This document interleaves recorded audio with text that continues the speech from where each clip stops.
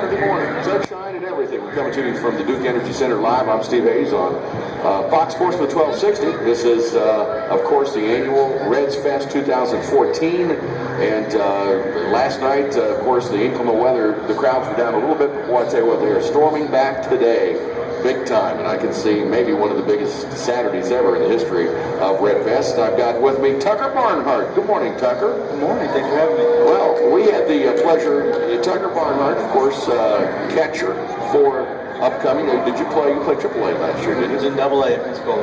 Okay, down Pensacola. But I do know that you came to Portsmouth, Ohio, and you ate well.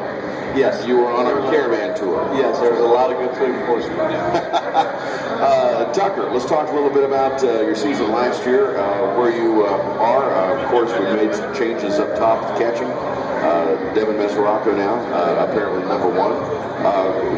What do you see as far as your dynamic here as far as coming up in 2014? I feel like if I just put together a good year like I plan on doing, just let everything fall out, how happen how it's going to happen. I feel like if I go out on the field and control what I can control, that's the way I play, and everything's going to happen like it should. Now, you were up in September, correct? I was not. Oh, okay. For some reason, I had a feeling that you were. I saw you somewhere last year. I thought it was with the Reds.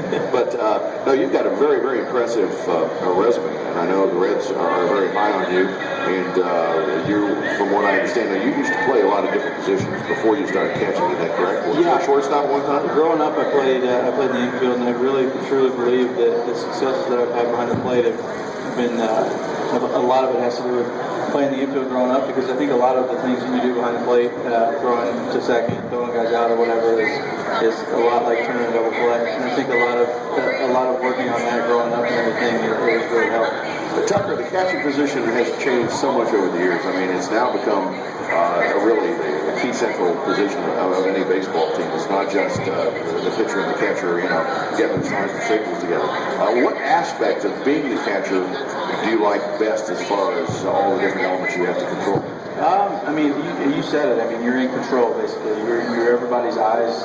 You see everything that guys can't see. And it's fun to kind of control. You can, like I said, basically control everything. Not only are you with the pitcher discussing what to throw and everything, but you can call back picks and stuff like that. It's fun too. It's basically be the quarterback. It is fun. And how about the defensive part of it too? You're a great defensive catcher. You've been working on that. Tell me a little bit about that skill set. It's the funnest part for me behind the plate is throwing guys out against steals. That's fun to me. Plays at the plate are kind of tough sometimes. They get collisions at the plate are fun, but it's part of the game and they happen. But I would say the funnest thing for me, like I said, is throwing guys out. Right. What do you think about the new rule that they're proposing, protecting you guys a little more? I don't know if I necessarily agree with it. I mean, obviously, being a catcher, you want to be protected as much as possible, but I think it's part of the game. If collisions happen, I mean, if you're telling me that I'm the winning run and get to the bottom of the ninth inning, and if I have to hit the catcher to win the game, I'm going to do it. I mean, I just think it's part of the game, and that happens. And you have to take out the malicious intent to it. But that's more of a judgment call by the umpire and stuff. So if you added that something like that into the rule instead of trying to completely do away with it, I think that would help. You guys are always the first one to want to get uniforms dirty anyway, right? Yeah, it happens. We're here with Tucker Barnhart at Redsfest 2014. I'm Steve Hayes. And you finished up at AA. Plans on moving it to Louisville this year? That's what it sounds like. Talked with my agent, and he's talked with the Reds and stuff. So that's what it sounds like. Hopefully, starting AAA and see what happens. Well, there have been some changes. Corky Miller, he declared for free agency. Is he gone now as far as the Louisville team? I'm not sure. I saw Corky up in the green room. Oh, did you really? Last night, and then I think he'll be here today. So I don't know. I don't know what's going on. I didn't think the Reds could let him go. I mean, he's going to be somebody that we're going to deal with, I'm sure, as a coach or an advisor. He's just a fun guy to watch. And as far as catchers, what's Tucker Barnhart? What's your role model? I mean, the guy that you think pretty much was a guy you couldn't do it all. I liked watching Ivan Rodriguez growing up. Yeah. He was a guy that threw everybody out. I just like watching the way he went about his business and kind of trying to mold my game after what he does behind the plate. That was big for me. Talk about your hitting game a little bit too. Catchers, while hitting is not the highest priority, I know you're a very competitive player. What do you hope to accomplish there this year as far as things you're going to work on personally? I'm a switch hitter, so I just want to continue to make my right-handed swing, which is the less dominant of the two. Right. Work to continue to make that better and to kind of get them closer to the same level. But just become a more consistent hitter, just continue to get on base and drive runs. Now, Tucker, are you a natural righty or a lefty? Natural left-handed hitter. Oh my gosh, so you're learning to go the other way now. My goodness.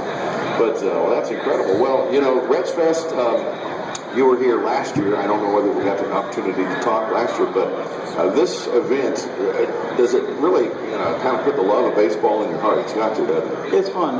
It's fun meeting everybody and getting to know a little bit about everybody that you run into, taking pictures and signing autographs. It's fun to show the fans the love that they show us on the field. Now, Tucker, where do you call home right now off season? Indianapolis, Indiana. You're going to be at a little game tomorrow night by chance? Or tonight? You're going to be there tonight, right? Yeah, I'm not going to be there tonight. I'm going to the Colts Bengals game. Colts Bengals game. You're going to sit out in that? I think so. I think so. Well, that's good. And I guess I know who you're rooting for.